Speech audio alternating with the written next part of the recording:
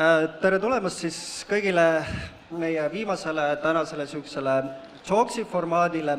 Kes veel eelmistel ei käinud, siis sellest aastast on disainiturul hästi tore sihuke asi, et lisaks sellele, et me saame käia siin laudade vahel kogu aeg kõigi inimestega, disaineritega otse suhelda ja uurida, siis me oleme valitud inimesed siia kutsunud, kes räägivad veidikene pikemalt oma kogemusest. 12. rääkisime Tanel Veenrega, mis võiks olla Eesti disaini ekspordipotentsiaal.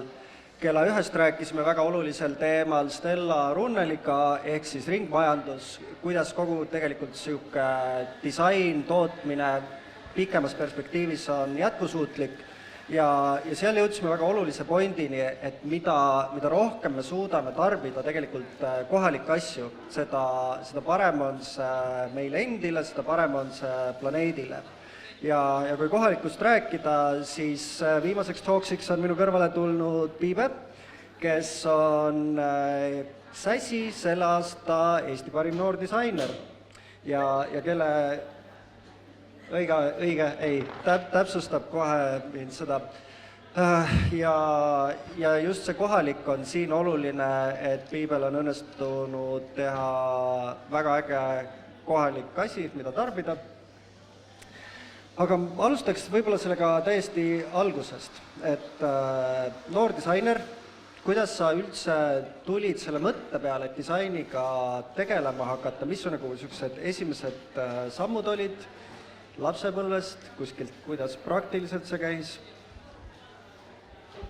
Tere!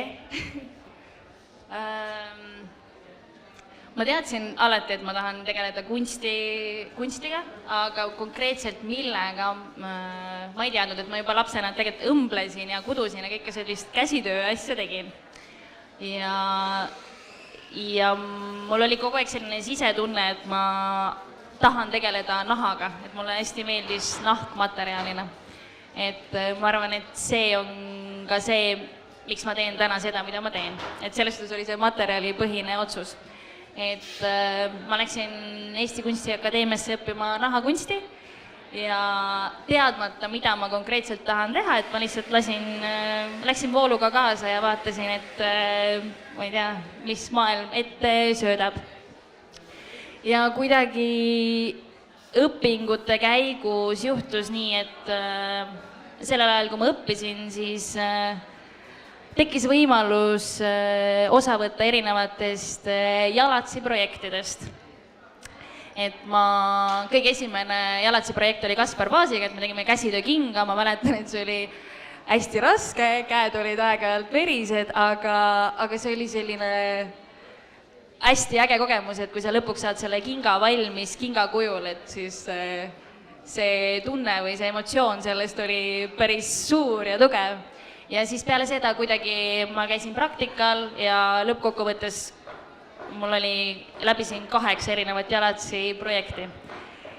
Ja siis nüüd peale õpinguid mul oli selline aastane paus ja siis kuidagi läbi disaini buldooseri siis ettevõte, kus ma täna töötan, Ritiko, et enamus vist teavad oma kinga brändi, mis on siis 25 aastat juba tegutsenud ja nemad tahtsid luua midagi siis nooremale disainiteadlikule kliendile ja siis nad leidsid kuidagi üles minu, Kristiina Nurga ja Lisette Maria Puhalaineni, et me kolmekesi alustasime seda projekti ja siis mina jäin sinna ettevõttesse tööle. Et selles suhtes see kõik on nii loomuliku rada pidi läinud, et ma arvan, et kui sa oled avatud millelegi ja sa teed õiget asja, siis asjad tulevad sinu juurde ise. Kas ma vastasin küsimusele? Vastasid tegelikult väga mitmele küsimusele. See projekt siis, kes ei tea, on Toku Shoes, kes on üleval seal suures saalis täiesti olemas. Toku need tooted on nimetatud läbi erinevate linnade. Räägi natukene, et kuidas sa nende toodeteni jõudsid, mis nende taust on ja kuidas see disainiprotsess käis? jaa, et Oma Kingal oli juba siin varem selline, Oma King on siis Võrumaal tegutsev ettevõte ja nemad panid oma toodetele nimed kohalike külade järgi. Aga kuna Doku eesmärk oli minna väljaspoole, et siis me jätkasime seda sama traditsiooni ja me lihtsalt kasutame siis suurlinnade nimesid. Aga kui sellest nagu funktsionaalsusest ja Kinga enda kujust rääkides, et mis seal inspiratsioonid on ja need väiksed trikid, me tegelikult teame natukene, et kes on Doku neid asju kandnud, nad on väga suured selle fännid ja mingid väiksed asjad seal on, kui palju sa sellest meile avaldada saad? Oma King on tootnud ju jalatsid 25 aastat ja nende põhirõhk on alati olnud mugavusel ja vastupidavusel. Et see oli üks asi, mille me võtsime Doku puhul kohe aluseks, et me kasutame ära nende seda pikaajalist kogemust ja siis mõtleme sinna oma krutskeid ja asju juurde, aga et jah, et me kasutame seda kõike enda kasuks ära põhimõtteliselt, nende sellist juba pikaajalist kogemust.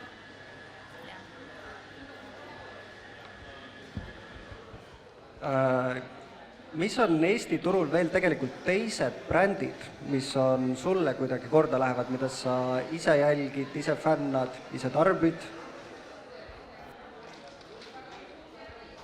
No eks ma ikka siin oma eriala põhiselt selles suhtes vaatan, kuidas inimesed mõtlevad ja teevad, et ma olen alati imetlenud Stella soomlaisi ja seda, kuidas ta on suutnud kuidas tal on iga toode on nii läbi mõeldud, iga asjaga on oma lugu, kuidas see jätkusuutlikkus on hästi paigas ja kuidas ta on suutnud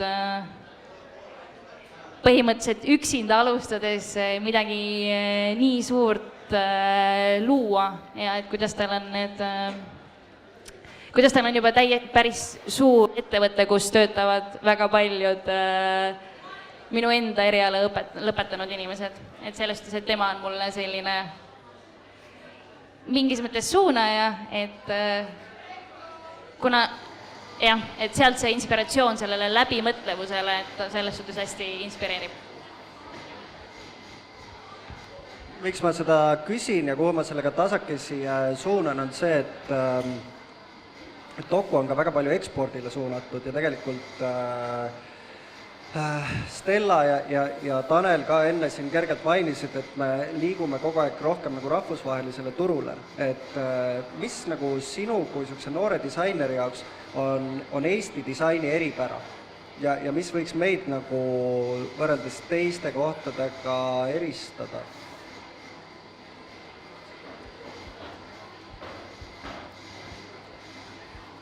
Väga hea küsimus.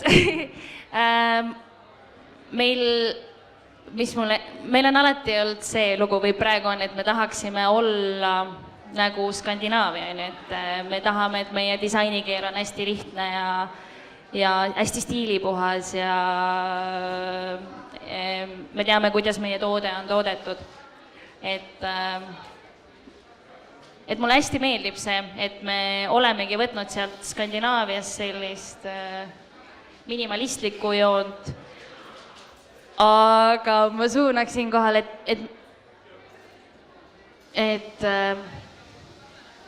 see ei peaks ainult nagu nii olema, et selles suhtes, et meil, ma arvan, et meil seda eristumisruumi veel on päris palju, aga meie hästi suur tugev pluss on see, et meil on nii tugevad kas käsitöölised oskused ja meil on nii tugev nii tugevad oskused, et võib-olla see on praegusel hetkel see, mis meid kõige rohkem eristab, on see, et kuidas meie toode on tehtud, kus see on tehtud ja millised on meie oskused, aga ma arvan, et selle oma keele leidmiseks, et võiks natukene veel võib-olla neid piire ületada.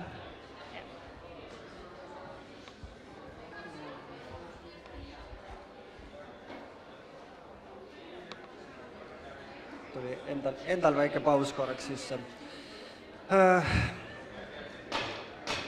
ma võib-olla siis küsin lõpetuseks selle, mis ma olen kõigilt küsinud, mis ei ole tegelikult üldse disainiga seotud, vaid pigem võib-olla selle tänase selle laada kaugema üldteemaga on see, et nädala pärast on jõulud tulemas. Mis on sinu niisugused väiksed jõulutraditsioonid, kuidas sa tähistad, mida jõulud sulle tähendavad? Ja jõulud on ju koos olemise aeg, et selles suhtes, et meie traditsioon ongi, mul on üpris suur pere, et me saame kõik kokku, et kuna meid on päris palju, siis isegi kui mõni puudub, siis see on okei, meid ikka jätkub. Et see ongi lihtsalt see, et sa oled oma perega, oma kõige lähedamaste inimestega, et meil sellist suurt kingituste tegemise traditsiooni ei ole, et pigem ongi, et me teeme väga häid sööke. Ma tean, et mu isa teeb meile jõuluhane, mis on alati traditsioon. Me saame kokku ja räägime juttu ja lihtsalt oleme koos perega. Ja. Mis on väga tore, ma olen seda viimast küsimust kõigilt küsinud jutu lõpuks ja mis tuleb välja on see, et kõigi puhul on oluline just see kuidagi nagu personaalne kokkutulek, mis on me eestlastena kipume pigem olema individualistid laiali jooksma ja see pühade aeg on niisugune, et kus me leiame selle väikse aja, et pere hinnata ja võib-olla selle ürituse niisugune hea tore asi on see, et üha rohkem on näha seda, et me ei kingi enam asju asjade pärast, vaid me oleme jõudnud nagu ringiga tagasi sellest, kus meil kunagi ei olnud üldse asju ja millegi kingi tegemine oli väga suur, sellepärast et sa üldse said teha kingi. Siis ühel hetkel me jõudsime sinna, kus meil oli väga palju asju ja nüüd me jõuame tagasi sinna, et kui asjad on, et siis nad võiksid olla väga erilised asjad. Ja kui neid üldse teha, et mis on nende disaintoodete lugu ja emotsioon seal taga. Aga kas kellelgi on küsimusi vahepeal kuskil tekkinud?